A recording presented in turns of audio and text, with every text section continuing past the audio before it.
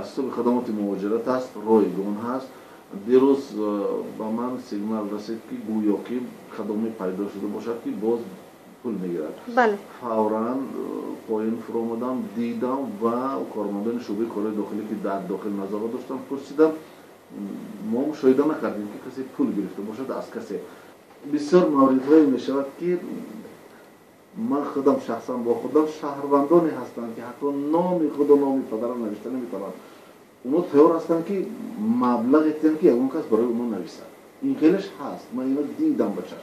میآیند عموما عقل نوشتن ندارند. خواندن او رو است. برای همین شاید که اون کسی را پرسیده باشند که با عوض مبلغ پول کرده باشند.